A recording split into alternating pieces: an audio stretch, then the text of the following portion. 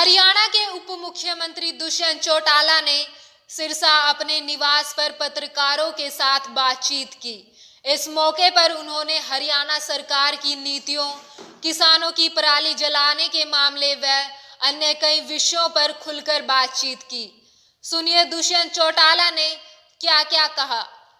को 550वें प्रकाश पर्व और गुरुपुरब की बहुत बहुत शुभकामनाएं देता हूं और यही सबसे अपील करता हूं कि जिस तरीके से गुरु नानक देव जी ने महिला सशक्तिकरण की बात हो, पर्यावरण की बात हो, भाईचारे को किस तरीके से धार्मिक पाबंदियों से ऊपर उठकर एक किया जाए, जो हमें सिखाया है उनको हम कैसे अपने जीवन में लेकर चले।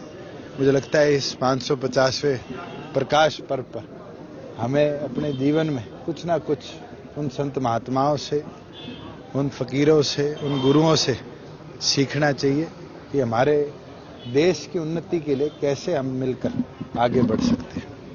मंत्रिमंडल के विस्तार में जननायक जनता पार्टी की ओर से किन नामों पे मोहर लगा चुके हैं? मंत्रिमंडल का विस्तार जननायक जनता पार्टी और भारतीय जनता पार्टी के बीच की चीज है, क्योंकि 9 तारीख को कई गतिविधियां थी, इस कारण उसको पोस्टपोन करना पड़ा। महामहिम भी क्योंकि उनके कोई परिवार में फंक्शन है, स्टेट में नहीं थे, शायद वो कल आ जाएंगे, उसके तुरंत बाद विस्तार भी हो जाएगा। मगर आपको ये विश्वास दिला देते हैं कि प्रदेश में स्थायी तौर पर कैसे मजबूती के साथ, ट्रांसपेरेंसी के साथ सरकार चलाई जाए, ये इस गठबंधन का प्राथमिकता रहे। गठन को लेकर कोई बैठक भी आज सीएम साहब से, ऐसा कुछ? मैं तो आपके बीच में सिरसा हूं, यहाँ से हिसार जा रहा हूं, फिर झील।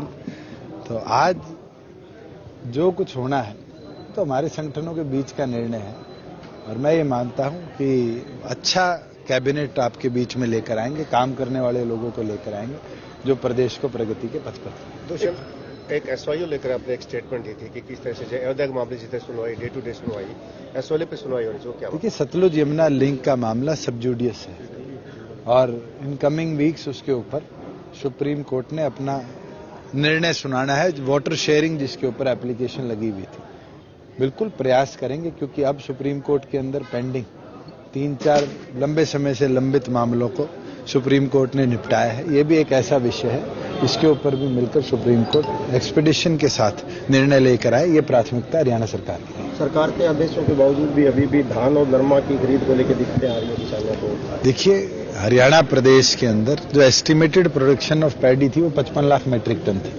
हम 61 लाख से भी ज्यादा परचेज कर चुके हैं। मगर आप लोगों से भी मैं आग्रह करूंगा, पत्रकार होने के नाते, अगर आपको कहीं लगता है कि मंडियों में फेक बिल्स कटकर और आज भी आपके पैडी पड़ी है और जहां गोदाउनों में या शेलरों में जानी चाहिए थी वहां नहीं पहुंच रही, जिस तरह की प्रथा इतिहास में रही है, अगर आप लोग हमें कोई रिपोर्ट देंगे तो बिल्कुल उसके ऊपर भी तुरंत एक्शन सरकार लेगी। ऐसा हो रहा है जैसे आप बता रहे हैं, तो आप मेरे को लाके दो, आप बकायदा फर्म का नाम लाके दो जो फेक बिल्स काट रही है, उसके ऊपर स्पेशल टीम गठित कर भी हमें इंस्पेक्शन करानी पड़े तो सरकार कराएगी। दुष्यंत पराली को लेकर के किसान अंदोलन की स्थिति में है, सरकार पराली को लेकर सुप्रीम कोर्ट के आदेश है और उसके ऊपर हरियाणा सरकार ने भी चीफ सेक्रेटरी के माध्यम से सुप्रीम कोर्ट में ये कहा है कि हम पराली जितनी भी है उसको ना स्टबल को जलाया जाए, हम 1-1 किलो उसका खरीदेंगे और उसके लिए न्यूनतम मूल्य 100 रुपए क्विंटल का तो सुप्रीम कोर्ट ने तय किया है। उसके ऊपर ट्रांसपोर्टेशन का कॉस्ट भी अगर हमें देना पड़ेगा, हमारा प्रयास रहेगा कि किसान की जेब से 1 रुपया ना लगे। दुष्यंत जी, थिएटर के लोग आपसे मिले होंगे, आपको मुलाकात उन्होंने की है, उनकी समस्या को लेकर सरकार की मैसेज दिया? देखिए, जहां वो मामला है, ये मामला हाई कोर्ट की कमेटी द्वारा मॉनिटर्ड है। मेरे को इसके बारे में इन डेप्थ तो ज्ञान नहीं है, क्योंकि जिस समय ये मामला हुआ था, जो फर्स्ट पोर्शन वेकेशन का था, उस समय तो बिल्कुल हमने कहकर सिरसा के अंदर जो फ्लैट्स बने हुए थे उनके अंदर उन लोगों की मूवमेंट कराई। अब ये एक्सपेंशन हाईकोर्ट ने करी है एरिया की, एक बारी मैं उसको स्टडी करा लूं, उसके बाद ही कोई टिप्पणी दे। कॉमन मिनिमम प्रोग्राम की रणनीति आगे ऑलरेडी कमेटी बन चुकी है, अनिल वैद जी उसके अंदर हैं, कंवरपाल जी उसके अंदर हैं, पूर्व मंत्री धनखड़ साहब उसके अंदर है, हमारी ओर से अनूप धानक विधायक जी हैं और साथ में राजदीप फोगाट जी हैं।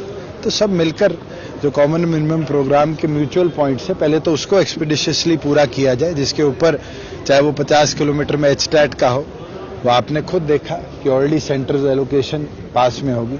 शराब की गांव के अंदर बंदी हो। मैं तो आज आप सारे पत्रकार साथी हो, आपसे भी आग्रह करता हूं कि अपने माध्यम से भी आप ये प्रयास करो कि ग्राम पंचायतें पूरी की पूरी रेजोल्यूशन पारित करें कि हमारे गांव में शराब के ठेके ना खुले। तो हमारी सरकार की प्राथमिकता रहेगी कि अगला जो एक्साइज टैक्सेशन का वित्त वर्ष होगा उसके अंदर जिन जिन ग्राम पंचायतों की तरफ से प्रस्ताव आएगा उनके अंदर हम ठेकों को पूरी तौर पर समाप्त करें। दुष्यंत, सिरसा में जननायक जनता पार्टी और भारतीय जनता पार्टी का एक भी विधायक नहीं है, बावजूद इसके सिरसा में बड़े प्रोजेक्ट की बात करें, मल्टी जो इसका मतलब तो आपने मेरे को हरियाणा से बाहर का कर दिया जी। आपको ये बताऊं सिरसा जिले की बात कि करूं। सिरसा जिले से तो शायद सबसे ज्यादा विधायक चुनकर आए, जहां हमारी कैपेसिटी तो 5 विधायकों की है।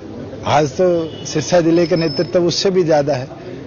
बड़े मेडिकल सिरसा के साथ स्पेशलिस्ट हॉस्पिटल की मांग जो लंबे समय से आप चल रही है। बेफिक्र रहिए, 3-4 प्रोजेक्ट हमने प्लान आउट करे हैं जिसके अंदर स्किलिंग सेंटर की बात हो, हॉस्पिटल अपग्रेडेशन की बात हो। जैसे अपने सिविल हॉस्पिटल है, इसके अंदर जैसा कैथ लैब पीपीपी मॉडल के माध्यम से गुड़गांव के सेक्टर 10 के हॉस्पिटल में खोला गया है। आपको चाहूंगा कि एक दिन आप लोग भी जाकर उसको देख कर आए। मेरी स्वयं एसीएस हेल्थ से भी चर्चा हुई थी कि वो मॉडल हम यहाँ रेप्लिकेट करें जिसमें स्टंट जैसी व्यवस्था, जिसके लिए आज लाखों रुपए देने पड़ते हैं, वो 18,000 रुपए में एक व्यक्ति को लगे। एससी को, आयुष्मान वाले को या बीपीएल वाले को मुफ्त में वो सुविधा उपलब्ध हो, ऐसी सुविधा लाने का है। आप लोग आइडियाज दीजिए, मैं भी घूमूंगा, मैं भी सीखूंगा। अभी तो मेरे को भी ऑफिस के अंदर महीना नहीं हुआ, फिर भी कई चीजें हमने पाइपलाइन करी है और ये प्रयास रहेगा सिरसा ही नहीं 22 के 22 जिलों के अंदर एटलीस्ट हेल्थ व्यवस्था, एजुकेशन व्यवस्था, स्किलिंग की जहां बात है, रोजगार की जहां बात है, उनको प्राथमिकता में ये सरकार ले। देश और दुनिया की तमाम खबरों को जानने के लिए सब्सक्राइब करें हमारे न्यूज बाजार चैनल को। साथ ही हर एक अपडेट से जुड़े रहने के लिए बेल आइकन को दबाना ना भूलें।